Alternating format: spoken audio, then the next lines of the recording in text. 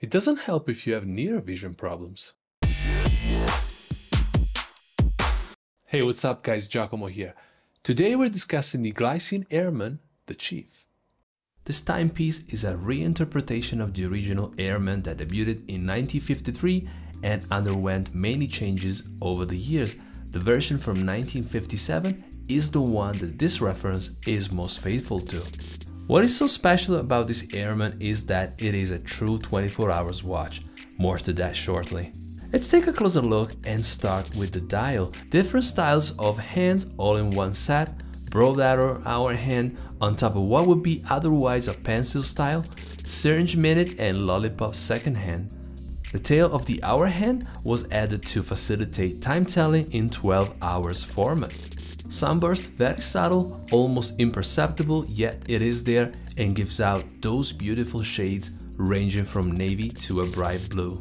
Super luminova on indices and hands, not a lume monster, just decent luminescence. Moving on to the case, those straight lugs stand out as one of the most captivating design elements of this Airman. They extend outward from the case, leaving ample space for strap placement. That's a very incisive design.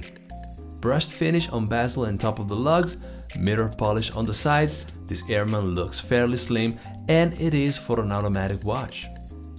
Decagonal steel screw case back, nothing extraordinary here, except it requires a special tool for opening.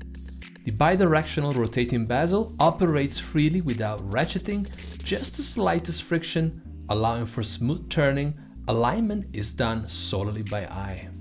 The second crown serves as a locking mechanism for the bezel, preventing unwanted repositioning after it has been set.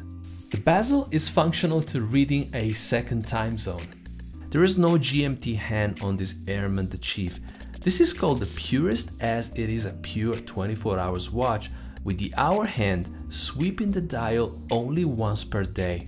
This makes for a counterintuitive time reading. At noon, the hour hand finds itself at what would be the 6 o'clock position for a regular 12 hours dial. This might be confusing to those not familiar with the concept of a 24 hours dial adopted by pilots that were used to this reading. Because of that, 24 hours watches never really caught on with civilians used to telling time on a 12 hours dial. It helps to focus on the hour hand, visualizing the top half of the dial as nighttime and the bottom half as daytime. It sounds obvious, but once you read that hour marker, it's all downhill from there. The minute hand is just a regular one. When worn, this 40mm case sits flat, and thanks to the curved lugs, it conforms to the natural curvature of my 18cm wrist. It is a really good look. I can see this Airman sliding under the cuff of a shirt, as well as with more casual attire. The leather strap is really comfortable and of good quality. The quick release mechanism makes changing of straps really easy.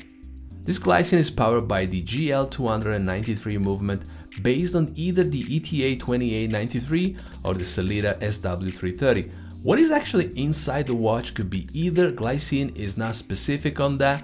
Most likely the Sellita will be found in later examples of this reference.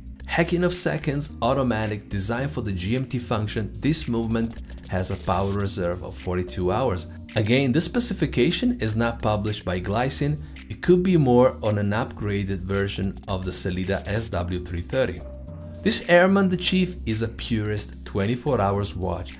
It is based on a GMT movement, but the GMT hand is removed and replaced by the hour hand, creating a purest 24 hours rotation like the original Airman that debuted in 1953 and then reiterated similar to this example in 1957. It is not for everybody in the sense that not everybody is used to reading a 24 hours watch. The original watch from the 50s was created to meet a true requirement from pilots. It was a big deal back then. As a collector, I would certainly recommend it over a 12 hours GMT version because it stays truer to the original design of the Airman. So this was my take on the GLYCINE Airman The Chief.